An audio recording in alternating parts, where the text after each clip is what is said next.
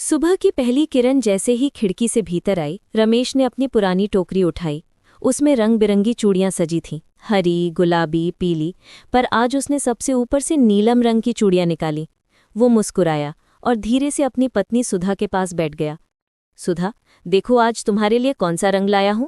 सुधा ने आंखें खोली और हल्की मुस्कान के साथ बोली, आज नीली, बहुत दिन बाद। रमेश ने प्यार से चूड़ियां पहनाई। जानती हो, जब मैं तुमसे पहली बार मिला था तभी तुमने यही रंग पहना था। उस दिन की हंसी आज भी याद है। सुधा ने उसके हाथ पर अपना हाथ रख दिया। तुम रोज चूड़ियां पहनाते हो, पर हर बार कोई ना कोई याद जुड़ी होती है। रमेश बोला, यादें ही तो जिंदगी है सुधा, और मैं चाहता हूं कि तुम्हारे हर दिन में एक नई याद जोड़ दूं। रमेश चूड़ियां बेचने निकला। गांव के रास्तों पर उसकी पुकार गूंज उठी, ले लो चूड़ियां, नीलम, हरी, पीली, लाल। लोग जुटने लगे। बच्चों ने उसकी टोकरी के चारों ओर हंसी का मेला लगा दिया। लेकिन आज रमेश का मन कुछ बेचैन था। वो गांव के बाद के रास्ते पर बढ़ता गया, जहां जंगल शुरू होता था। जंगल के अंदर एक पुराना कुआं था। रमेश वहां पहुंचा, चारों ओर देखा, फिर एक पत्थर के नीचे से उसने एक छोटा सा बक्सा निकाला। उसमें कुछ पुरानी चिट्ठियां और एक चमकता हुआ ताबीज रखा था। उसकी आंखों में उदासी थी। आज शायद आखिरी दिन है जब मैं ये रास्ता ले रहा हूं।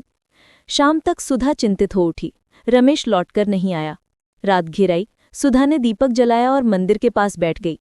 हे भगवान, मेरे रमेश को सकुशल घर लौटा दो। तभी दरवाजे पर खटखटाहट हुई। रमेश लौटा, पर चेहरा थका हुआ, आंखों में कोई डर झलक रहा था। सुधा ने पूछा, क्या हुआ, तुम इतने बेचैन क्यों लग रहे हो। कुछ नहीं सुधा, बस रास्ते में देर हो गई। उसने नजरें चुराईं। पर अगले दिन से रमेश बदलने लगा। वो अब सुधा से नजरें नहीं मिलाता था, न सुबह चूड़ियां पहनाता था। सुधा की चिंता बढ़ती जा रही थी। तीसरे दिन सुधा ने चुपके से उसका पीछा किया। रमेश फिर उसी जंगल में गया, उसी कुएं के पास। लेकिन इस बार वहां कोई और था। एक औरत, जिसने उसे देखकर कहा, तुम देर क्यों हो गए रमेश, आज ही काम पूरा करना होगा वरना सब खत्म। सुधा का दिल धक से रह गया। ये कौन औरत है और काम पूरा का क्या मतलब है। सुधा ने अगले दिन सबूत के तौर पर पुलिस को बुलाया। जैसे ही रमेश घर लौटा, वो बोली, मुझे सब पता चल गया है, अब सच बताओ वरना। रमेश चौंक गया। सुधा, तुम कुछ नहीं जानती, मेरी बात सुनो। इतने में इंस्पेक्टर अंदर आया। रमेश, तुम्हें गिरफ्तार किया जाता है।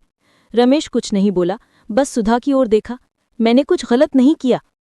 जेल में रमेश ने इंस्पेक्टर से कहा, मैं कोई गुनहगार नहीं, एक खुफिया एजेंसी के लिए काम करता हूं। इस गांव के आसपास नकली आभूषणों का कारोबार चल रहा है। वो औरत उस गिरोह की मुखिया है। मैं उसी के करीब जाने के लिए चूड़ी वाला बना था। पुलिस ने जांच की और सच सामने आया। रमेश निर्दोष था। जिस ताबीज को वो छिपा रहा था, उसी में वो सबूत थे जिनसे गिरोह पकड़ा गया। कुछ दिनों बाद रमेश घर लौटा। सुधा ने चुपचाप उसकी ओर देखा। तुम्हें अब भी रोज चूड़ियां पहनानी है मुझे। रमेश मुस्कुराया, हाँ सुधा, पर अब से सिर्फ सुनहरी, क्योंकि अब हमारी जिंदगी में अंधेरा नहीं रहेगा। दोनों हंस पड़े और दरवाजे के बाहर से बच्चों की आवाज आई, चूड़ी ले लो, चूड़ी।